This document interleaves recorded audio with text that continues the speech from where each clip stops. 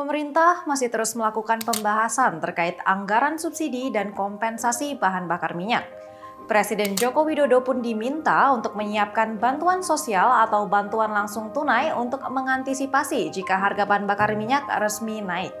Simak ulasan selengkapnya bersama aku Lia hanya di Headline.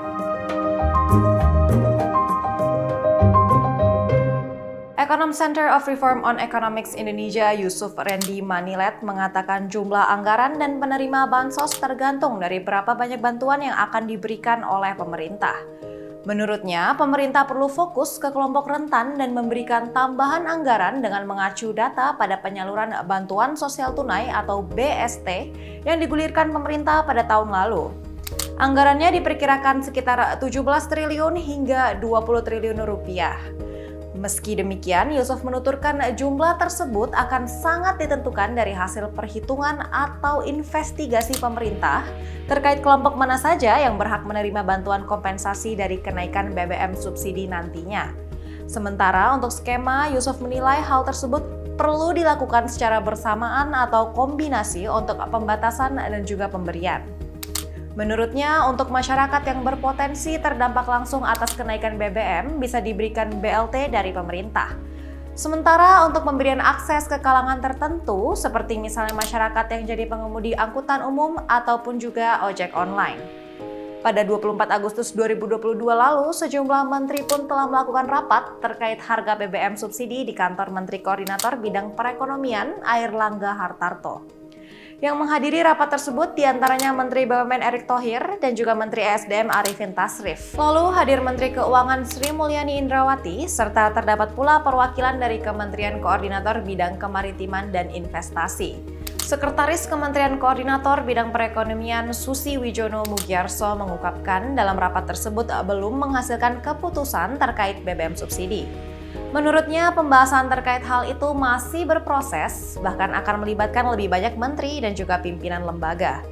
Ia menjelaskan dalam memutuskan kebijakan mengenai harga BBM subsidi, pemerintah mempertimbangkan banyak aspek sehingga melibatkan banyak kementerian dan juga lembaga.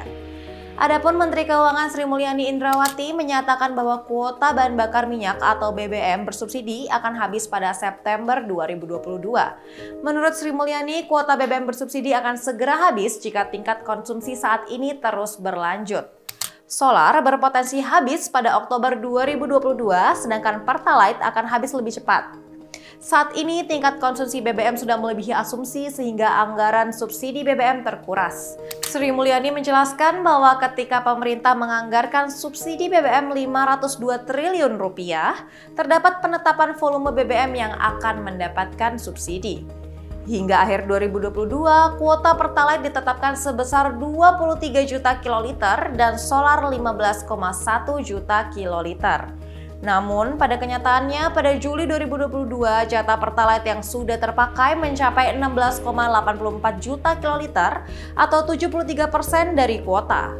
Lalu, jatah solar telah terpakai 9,88 juta kiloliter atau 65% dari kuota yang sudah tersedia.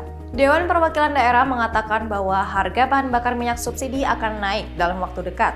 Hal ini didasari oleh kondisi sejumlah indikator, salah satunya lonjakan harga minyak dunia.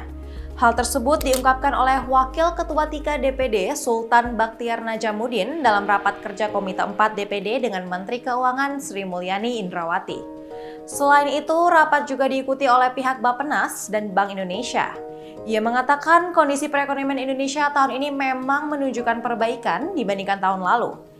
Namun, kondisi pemulihan itu tetap dihadapkan dengan masalah ekonomi global yang memberikan dampak ke berbagai aspek, termasuk kenaikan harga BBM subsidi.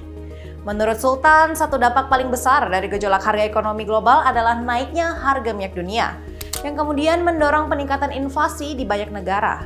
Kondisi minyak dunia itu yang diyakini akan membuat harga BBM subsidi naik. Sultan mengungkapkan DPD menggelar rapat bersama Kemenkeu, Bappenas, dan Bank Indonesia, dan dimaksudkan untuk mendapatkan penjelasan mengenai kondisi terkini dan prospek ekonomi ke depan, khususnya di tahun 2023. Pergerakan harga BBM ini menjadi salah satu yang dinilai akan mempengaruhi laju inflasi di tahun depan. Sebelumnya, Sri Mulyani mengungkapkan pemerintah memiliki 3 pertimbangan terkait menghadapi gejolak harga minyak dunia dan juga tingginya beban subsidi BBM. Ketiganya adalah 1. Menaikkan anggaran kompensasi dan subsidi energi sehingga semakin membebani APBN, mengendalikan volume Pertalite dan solar, atau yang terakhir menaikkan harga Pertalite dan juga solar. Menurutnya, jika tidak ada kenaikan harga BBM subsidi, maka negara harus menambah anggaran subsidi dan kompensasi energi sebesar 198 triliun rupiah. Saat ini anggaran subsidi dan kompensasi energi untuk 2022 dipatok sebesar 502,4 triliun rupiah. Diketahui perusahaan ekspedisi jasa pengiriman Si Cepat Express berupaya mengoptimalkan motor listrik. Hal ini bertujuan untuk menekan biaya operasional. Chief Executive Officer Si Cepat Express, Tae Kim Hai, mengatakan perusahaan belum menaikkan ongkos kirim terkait pengiriman paket. Menurut Tae Kim Hai, memanfaatkan electric vehicle ini merupakan langkah diversifikasi sumber energi oleh Si Cepat Express agar perusahaan tidak hanya bergantung pada sumber energi fosil dalam menjalankan kegiatan operasional. Dari sisi operational cost, pemanfaatan EV telah membuat Si Cepat mengalami penghematan bahan bakar hingga lebih dari 9 miliar rupiah. Dari data tersebut yang akan diproyeksikan hingga akhir tahun ini, operasional Si Cepat dapat menghemat BBM dan biaya maintenance motor lebih dari 71 miliar rupiah. Maka begitu perusahaan dapat meminimalisir potensi dampak operasional dari wacana kenaikan harga BBM. Nah, itu tadi ulasan seputar isu kenaikan BBM yang terjadi akhir-akhir ini. Gimana nih menurut kalian? Apakah kendaraan listrik menjadi solusi terbaik untuk mengatasi kenaikan BBM? Tulis pendapat kalian di kolom komen ya, dan dukung terus channel kami dengan klik tombol subscribe, dan juga jangan lupa nyalain lonceng notifikasinya supaya nggak ketinggalan video terbaru dari kami. Share video ini jika dirasa bermanfaat, dan terima kasih sudah menonton. Aku Lia, sampai ketemu di headline selanjutnya dan sampai jumpa.